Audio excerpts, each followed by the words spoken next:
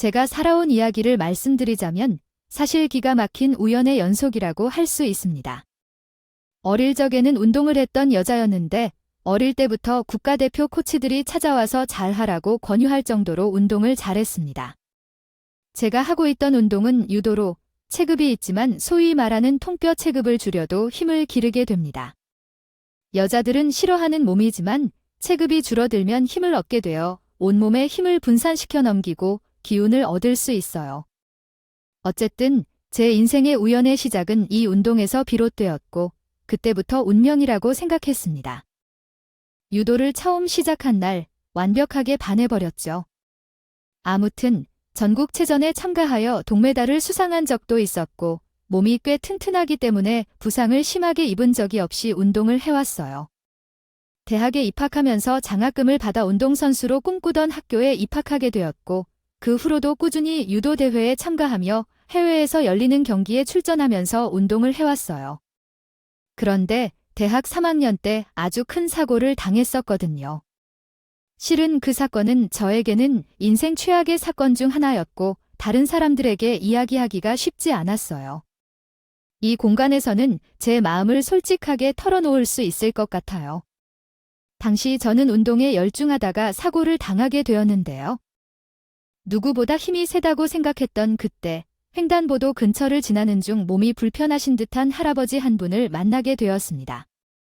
길을 건너려는데 신호등이 딱 빨간불로 바뀌자 위험하다고 생각이 들어서 어쩔 수 없이 제가 도와드리려 횡단보도를 가로질러 달려갔습니다. 할아버지를 업어서 아이를 옮겨드려야겠다고 생각하며 뛰어갔지만 우회전을 하던 차량의 운전자가 주의를 기울이지 않는 바람에 그대로 들이받치게 되었습니다. 마침내 저는 할아버지를 보호하면서 넘어지게 되어 생전 경험한 적 없던 어깨인대 파열 사고를 겪게 되었습니다. 결과적으로 어깨를 많이 사용하는 유도를 받았습니다. 운동을 하다 보니 그러한 생각으로 인해 유도를 할 수 없게 된 것이죠. 어이야, 너 정신이 나갔어. 아이, 거기서 법이라도 해서 혼자 살았어야 해. 얼굴도 모르는 할아버지를 구해야겠다고?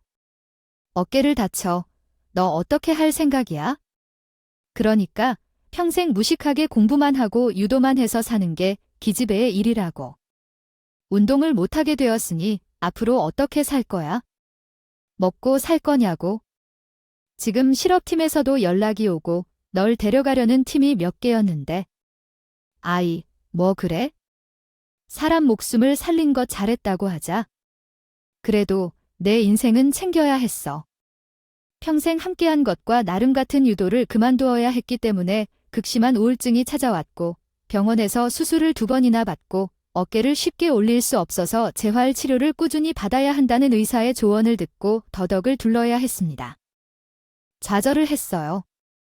그래도 꾸준한 노력이 일상생활에 불편함이 없을 것이라고 했지만 일상생활의 편안함과 운동을 할 수 있는 것은 너무 다른 문제였어요.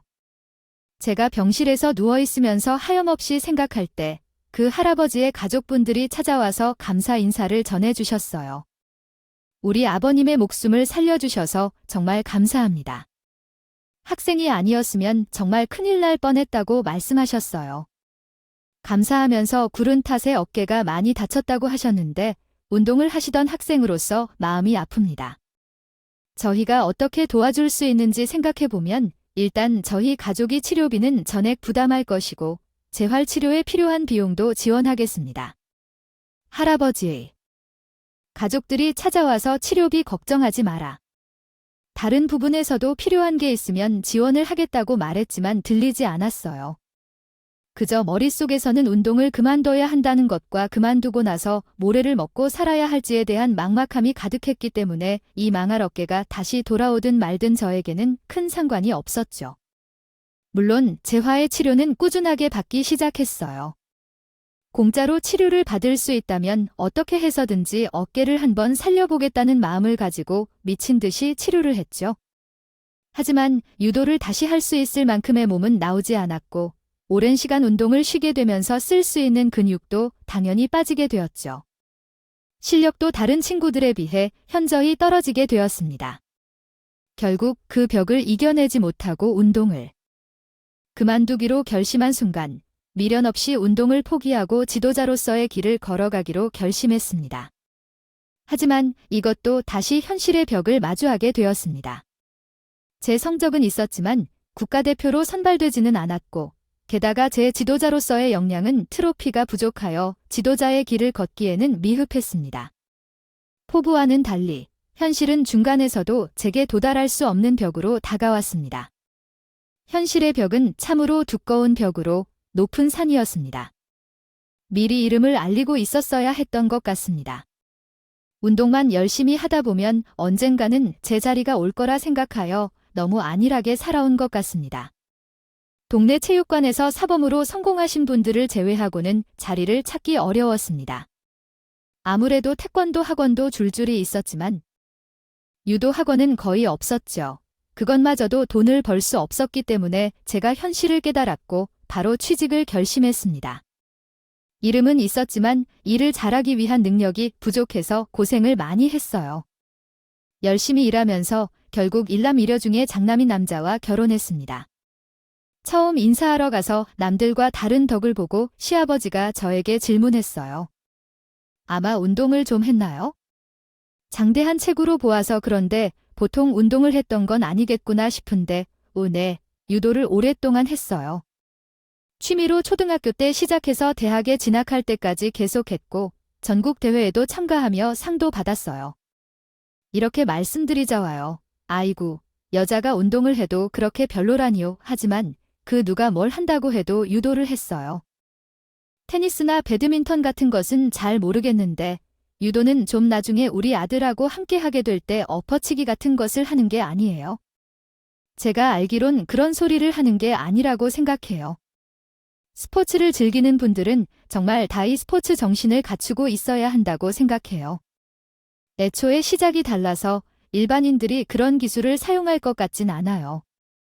한마디만 안다고 해도 둘은 모르는 게 분명한데 옆에 애처럼 보이기 싫지 않게 왜 굳이 분위기를 망치는 말을 하는지 모르겠어요. 사람들은 단단해야 하는 게 맞는데. 예를 들어 이런 날씬한 여자는 오랜만에 보네요. 정말 단단한 게 최고인 거 알아요. 그렇게 해도 여자가 예쁘게 보여야지.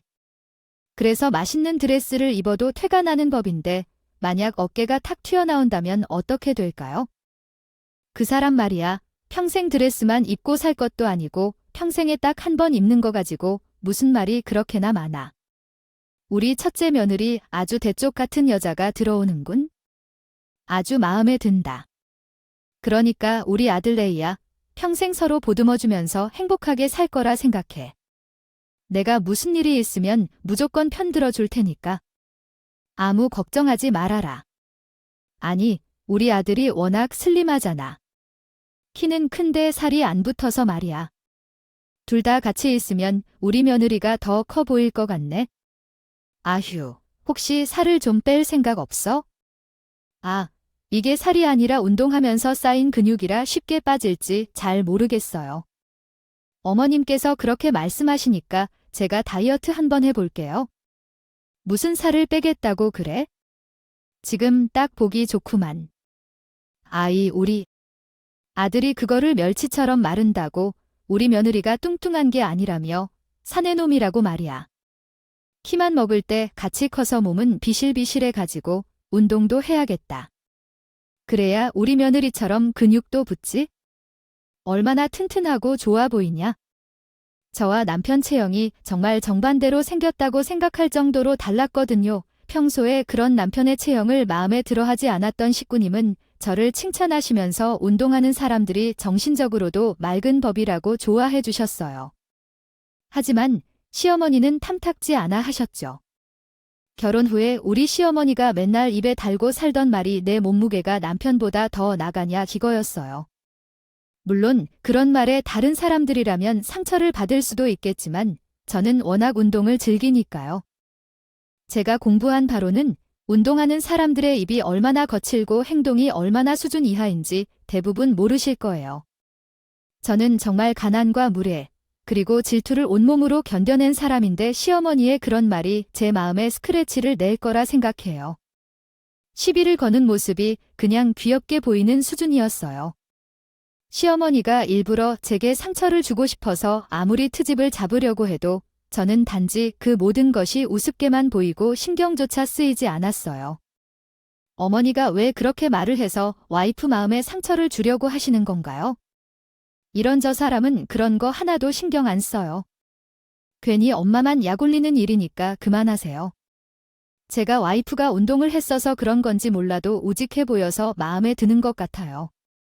저 옆에 있는 분은 내가 아주 마른 것 같아. 다른 사람도 그렇게 생각할 거야. 우리 며느리들은 아이들을 순풍순풍 잘 키워서 얼마나 행복한지 자신이 몰라. 어쨌든 여자들은 여리여리해야 맛있는데 그래서 보호하고 싶은 마음도 생기는 거지. 아, 난 몰라. 우리 며느리가 어디서 싸움을 잘한다는 소문을 듣는 건 싫어해. 결혼한 후에 나를 싫어한다고 했던 장모님이 저에게 시집살이를 시키려고 고심을 한 것 같아. 김장하는 날이 되면 무거운 배추를 전부 옮기라고 하고 다라이라고 하더라고. 대화용 식자재를 가득 담아놓고 위치를 바꾸자고 일부러 힘을 쓰게 만들려 했던 거야. 아무튼 자기 사정 때문에 시집살이를 한다면 나한테 무거운 것들을 옮기라고 하는 건 매우 귀찮고 힘든 일이야. 제가요, 어깨 인대가 파열이 되긴 했지만 재활 치료로 일상생활에 문제가 가지 않을 만큼은 회복을 했었거든요. 운동 같은 것만 못하는 거지? 물건 옮기는 것이 운동축에 낚이는 일이겠어요. 그냥 단순 노동이 가진 건 힘밖에 없고 근력밖에 없는데 시어머니가 일부러 시키는 일들을 쉽게 하니까 시어머니는 되려 약이 올라서 어쩔 줄 몰라 했고 시아버지는 또 칭찬을 해주셨어요. 시원시원하게 물건을 들어서 옮기는 구만. 이전까지는 이런 일 하는 사람이 없어서 참 힘들었는데 말이에요. 집에 이런 여자가 들어오니까 얼마나 보기가 좋아요. 요정 같은 것들은 말이야. 다이어트 시작하리라 밥을 단쳐 먹고 샐러드가 뭔가 그것만 퍼먹는데 밥 잘 먹고 건강한 우리 며느리 너무 보기 좋다 그렇게 말을 하는데 사실 시아버지께서 말씀하신 것은 모두 그저 우리 아가씨에 대한 얘기였다. 우리 아가씨는 키도 작고 체격도 약하며 힘이 전혀 없고 항상 다이어트를 하며 밥도 꾸준히 줄이는데 한 끼 밥을 제대로 먹을 정도로 식사를 챙기지 못한다. 사람이라는 것을 만나면서 굶주리는 것 같으면서도 제대로 밥을 챙기지 못하는 존재였다.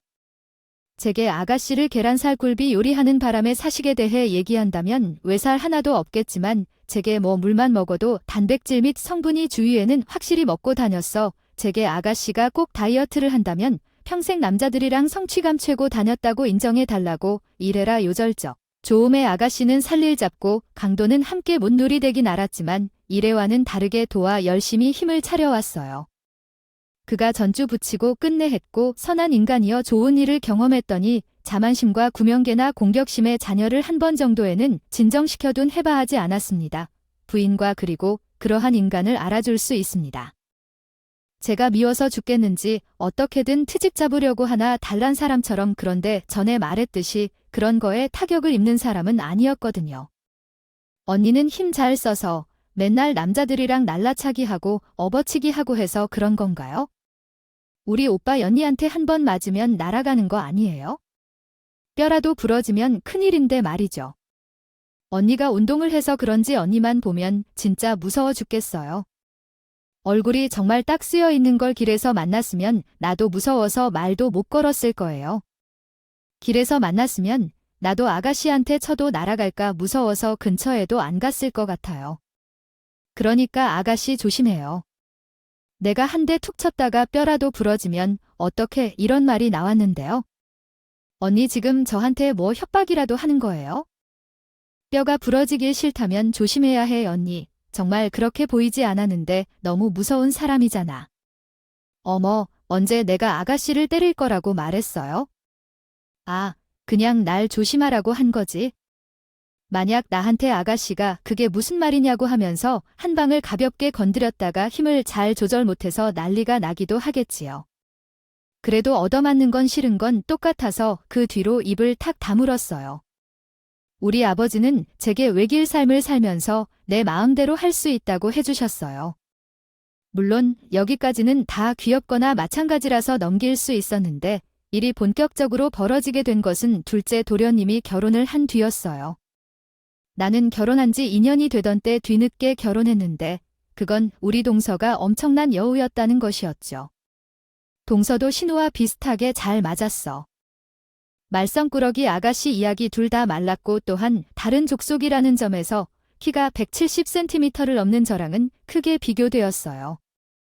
제 신키는 170cm의 몸무게는 68kg인데 몸의 지방보다는 근육이 많은 체형이라 떡대가 조금 있는 편이었어요. 몸은 뚱뚱한 편은 아니지만 군살이 붙어 있거나 그런 건 없었어요. 어느 날 부모님이 저랑을 비교하시다가 얘기를 하시더라고요. 아, 내가 내 친구들한테 얼마나 자랑하는지 모르겠는데 유도를 전공했던 우리 첫째 며느리는 몸매가 건강하고 우아해. 어디를 봐도 척척이를 잘 알겠네. 그러나 둘째 며느리는 좀 비실비실하고 허약해 보이고 피부색도 못 얻어먹은 사람 같기에 아이고 옛날 같았으면 이런 아이들은 죽얼릴 것 같다. 시집도 못 오게. 아이, 아버지께서 그게 무슨 소리인가요? 아버지께서 말씀하실 때는 조금 조심하시는 게 좋겠어요. 이미 스트레스로 인해 살이 잘 찌지 않는데 더 먹고 싶어하는 사람에게 상처를 준다면 어떡하죠? 제 와이프는 다이어트를 하려는 게 아니라 체질상 살이 잘 찌지 않는데요. 밥을 그렇게 깨작깨작 먹는데 살이 찌는 게 이상하지 않으셔요. 잘 먹는 건 무엇을 잘 먹는지야. 밥을 좀 팍팍 먹고 사이를 좀 채우고 운동하여 힘도 조금 길러야죠. 워낙 입맛이 짧아서 밥을 많이 먹지 못해요. 그런데 아버지, 요즘은 쟤처럼 마른 것이 유행이에요. 아직 시집 안 간 아가씨도 말라져 있어요. 살이 적당히 찌고 있는 것보다 이렇게 마른 게 낫지 않으십니까? 옷이 확실히 차이가 나는 것을 보세요. 그걸 알아야죠. 아니면 여자들이론 줄 알아야죠. 지원이 되려면 힘도 있고 해야 할 일이지만 요즘 애들은 어른들이 말을 해도 듣지 않는다.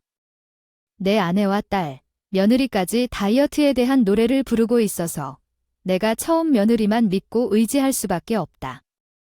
시아버지는 결혼식 이후에 첫인사를 드리러 온 동서에게 잔소리를 해서 동서는 버지 눈 밖에 나갔을 것이라 생각하나 봐요. 그 이후로 정말 질투심이 커졌어요.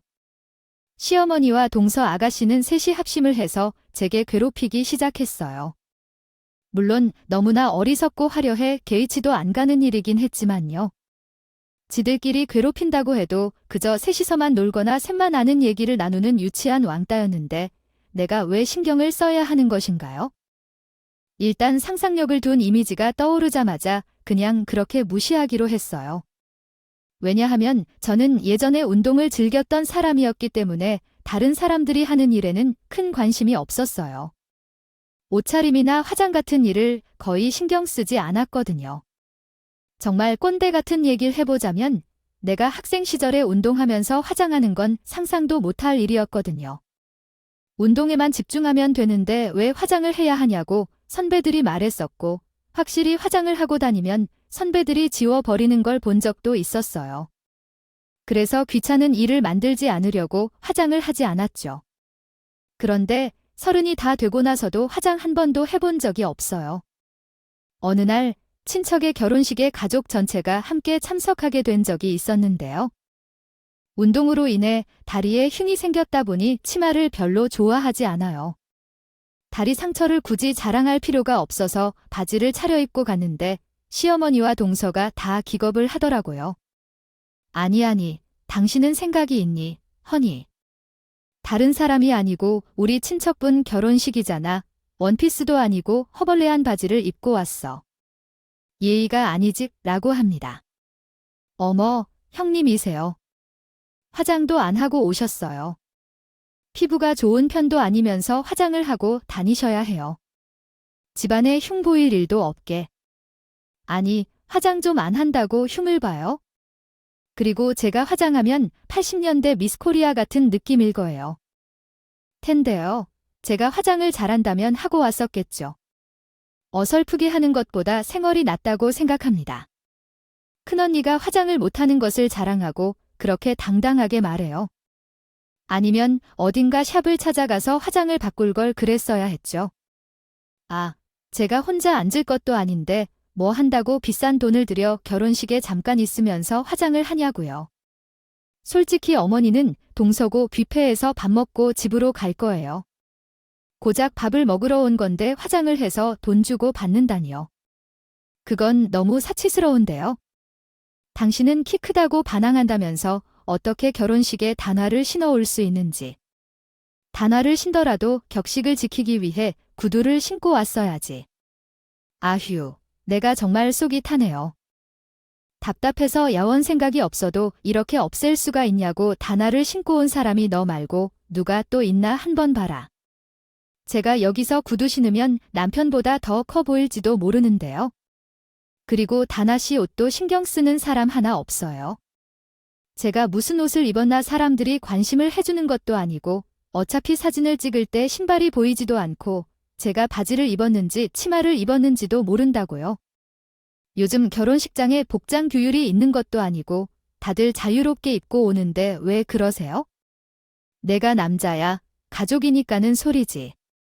어떻게 된 거지? 내가 말을 하면 지금이라도 가서 옷을 사 입고 오겠다고 말이라도 해야지. 하나하나 그렇게 반박을 해야 돼. 어머님 저기 계신 분은 청바지를 입고 왔는데 어머님이 가서 잔소리하지 않으니까 괜히 저한테 이래라 저래라. 트집을 잡고 싶어하는 말 같아요.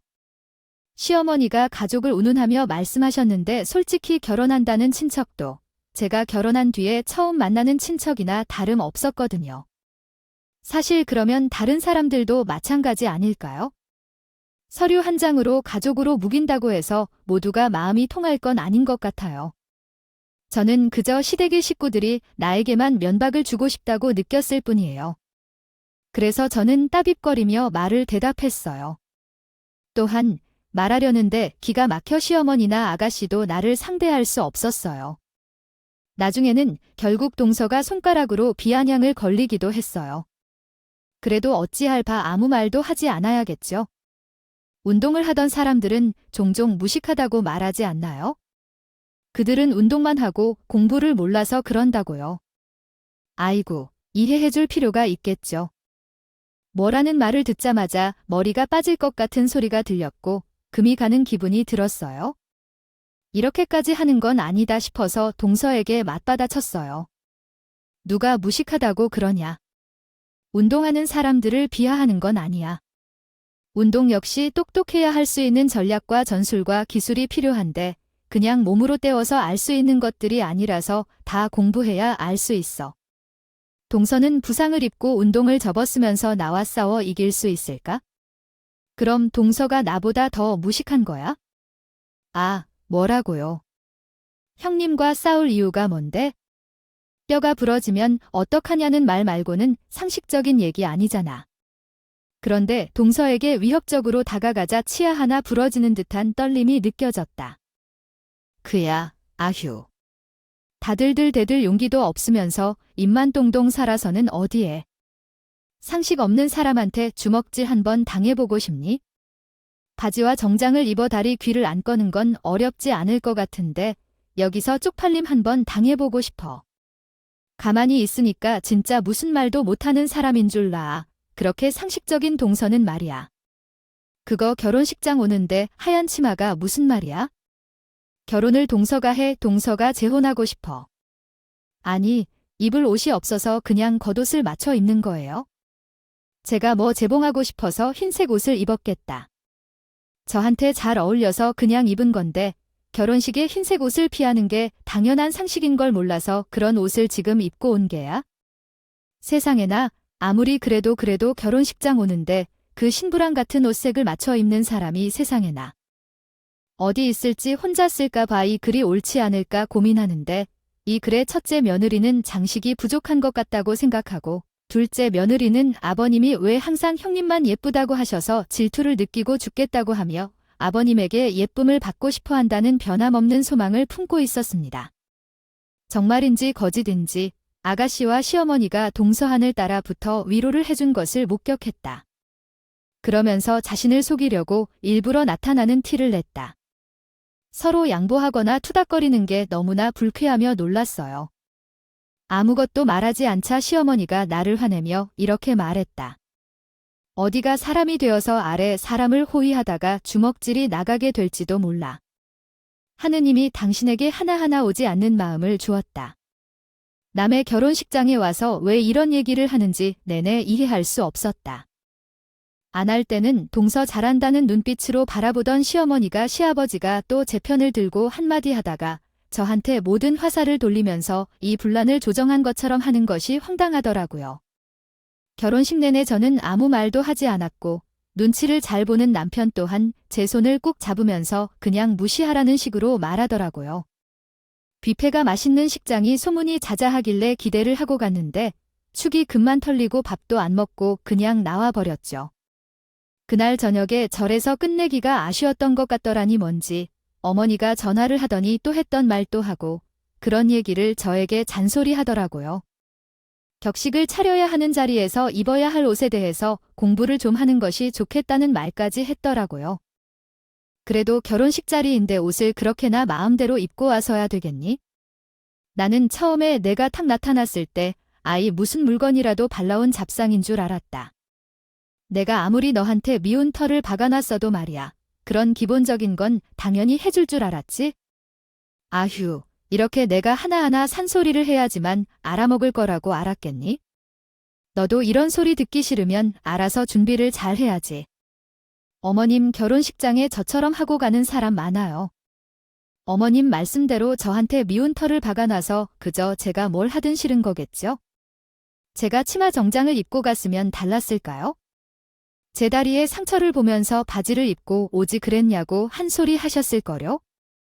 아이 참, 내가 치마 정장을 입은 걸 본 적도 아닌데 뭘 그리 나를 잘한다고. 예측도 했고 그래서 내가 친척들 사이에서 말이야.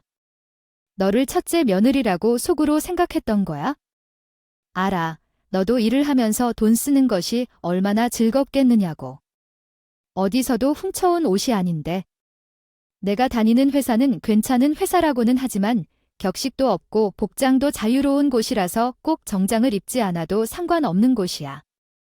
회사에서도 편하게 입고 다니라고 하는데 도대체 시어머니가 왜 나한테 이런 건지 전 그냥 대화를 빨리 마치고 싶은 마음에 잘겠어 하고 말했어. 다음에는 시어머니가 말한 대로 한번 차려 입어볼게 하고 전화를 끊었어. 그런 사건이 발생한 지 오래지 않아서 더 어이없는 일이 생겼어. 결국 막내딸이 결혼을 하겠다며 집에 남자를 데리고 나왔어요. 왔다는 게 아닌데요. 그런데 시부모님께 인사를 하고 저랑 동서한테 따로 인사를 시키지 않으셨어요. 어차피 뭐 상견례하는 날에 인사하면 되는 거고 아가씨 내와 자주 교류를 하고 지낼 것도 아니니까 상관없다고 생각하고 있었거든요. 제가 뭐 아가씨랑 가까운 곳에 살 것도 아니고 아가씨는 인생을 알아서 개척하면서 사는 건데 굳이 상대방이나 가족들을 만나서 뭐 하겠냐는 생각도 있었고요. 아가씨가 결혼한다고 했다면서요. 축하해요. 드디어 아가씨까지 결혼하고 나면 시부모님께서 걱정을 한시름 덜 하실 거예요. 저랑 그이랑 아가씨 결혼할 때 선물로라도 하나 해드릴게요. 상견례하는 날은 정해졌어요. 날이 정해지면 저희 부부한테 알려주세요. 그때 또 온 가족이 한자리에 모이겠죠. TV를 사준다는 말에.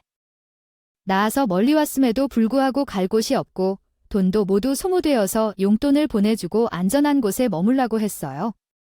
때마침 우리 친정집 지역까지 온 것을 보고 친정집에 머물라고 했어요. 이런 사정을 동서에게 전부 말했습니다. 나는 마음 편히 내 자식들을 돌봐주는데 어디서 우리 딸을 끌어내리고 말도 안 되는 유혹에 넘긴다니 동서는 분별 없이 제게 막말을 하며 말했어요. 우리 민정이를 어디로 데려갔고 지금 어디 있는지 말해봐. 우리 민정이에게 어떤 문제가 생기면 나는 네 자식을 방치하지 않겠어. 아무리 착한 아이라 해도 엄마가 그러한 행동을 싫어해서 나가게 될 거라고. 애가 얼마나 상처를 받아야 집을 나가겠냐? 이게 어떻게 자식을 잘 키운 것이냐? 민정이 망치고 있는 것은 바로 너야? 너, 내 아침에 조카가 전화했고 너 엄마가 또 이상한 짓을 하냐며 너 엄마를 바꿔달라고 했어. 자식도 알잖아 엄마가 이상하다는 걸. 지금 엄마가 또 큰일 했대. 진짜 엄마, 왜 그래? 왜 사람들 다 등지고 살아? 나는 집에 안 들어가고 반지도 안 할 거야. 서울대도 안 갈 거야. 나는 하고 싶었던 요리사 하면서 살 거야. 그런 줄 알아? 민정아, 왜 그러니? 그래. 미안해. 엄마가 다 미안해. 아, 제발 집으로 돌아와. 엄마가 잘못했어. 그리고 어떻게 서울대인데 안 간다고 해? 다 너 잘 되라고 더 잘 되라고 반지에서 알라는 거였지? 제발 돌아와. 엄마는 항상 엄마가 하고 싶은 대로만 하잖아. 나는 다 때려치고 싶어. 엄마로부터 벗어나고 싶어. 정말 쉽다고 엄마는 너무 지겨워요. 나는 엄마와 일을 끊고 싶어요. 도움받지 않고 내 힘으로 돈을 벌면서 살 거예요. 여기 근처에서 보조 주방장을 구한다고 하더라고요. 거기서 일하면서 살 거예요. 엄마와 인연 끊고 살 거라고요. 동서는 자식이 자신과 연을 끊고 들어가는 서울대도 안 간다고 했어요. 요리사로 취직할 거라는 말에 주춤하며 앉았습니다. 동서가 무릎을 꿇고 울면서 말하길 민정아, 엄마가 미안해. 반지수 아는 말 절대 꺼내지 않을게. 반지수 안 하게 해줄 테니까 엄마한테 돌아와. 엄마가 정말 잘못했어. 널 위한 길이라고 생각했는데 싫다면 엄마가 하지 않을게 정말 미안해. 그러니까 제발 돌아와. 약속해 이제부터 내 인생에 참견하지 않겠다고. 그동안 엄마가 해온 게 뜻대로 했어도 더 이상 그러지 않을 거야. 나도 이제는 내 삶을 나름대로 살 거야. 만약 강요할 거라면 영원히 엄마에게는 돌아가지 않을 거야. 약속해. 어서, 아이야. 그런 약속을 지켜줄 테니 정말 미안해. 더 이상 엄마가 내 삶에 개입하지 않을 거예요. 정말으로 미안해. 그러니까 부탁이야. 집에 돌아와줘. 엉엉 울며 동선이는 자식에게 빌었어요. 조카가 엄마가 한 약속을 지키겠다고 대답했고 말로는 다시는 꺼내지 않겠다고 했어. 자기 삶에 개입하지 말라는 약속을 지키기 위해 자신만의 집을 얻어주기를 요청했어.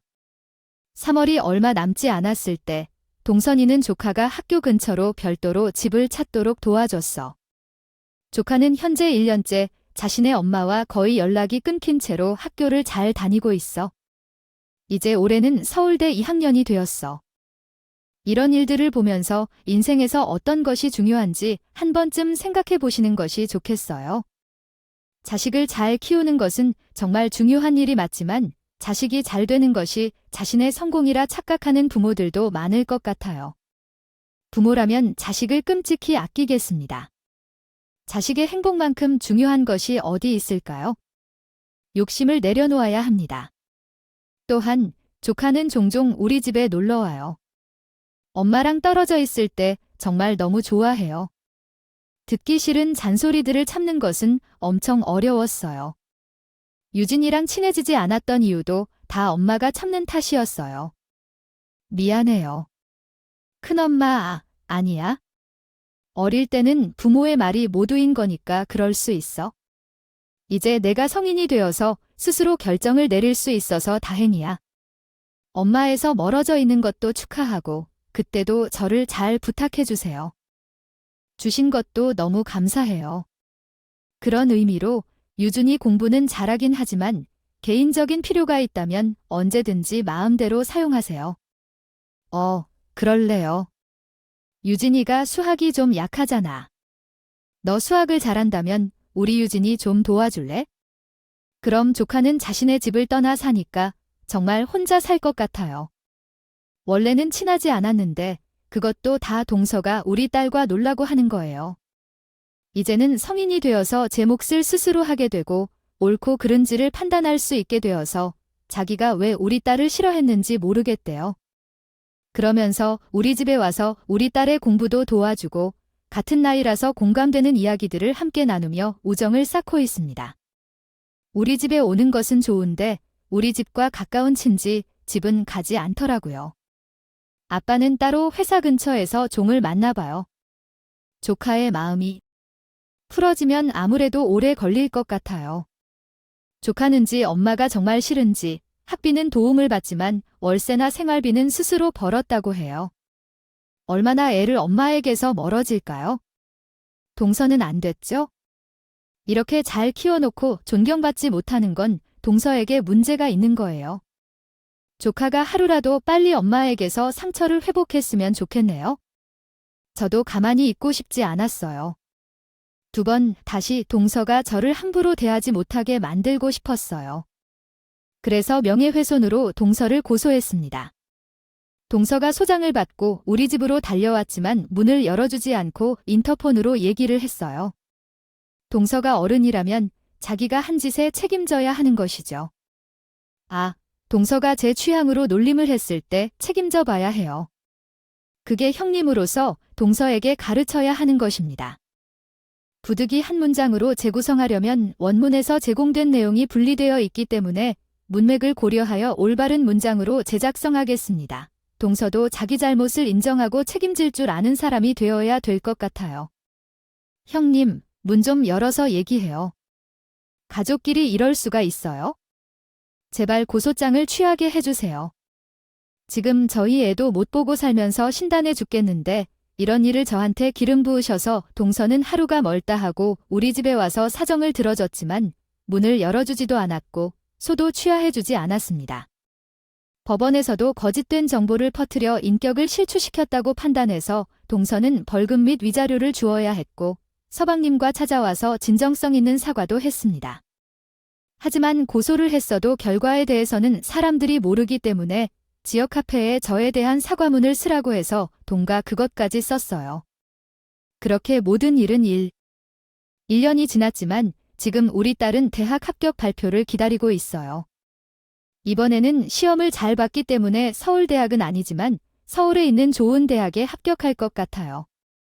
작년에 실패를 경험해서 안정적으로 입시를 준비했거든요. 어디를 가든 우리 딸이 희망하는 삶을 응원할 겁니다. 제 이야기는 여기까지입니다. 어떤 생각이 드시나요? 인생은 자기 결정으로 살아갈 수 있어요. 마음가짐이 중요하다는 말을 반드시 전하고 싶네요. 어떤 삶을 살 것인지 한 번쯤 곰곰이 생각해보는 시간이 되셨으면 합니다. 이야기를 들어주셔서 감사합니다.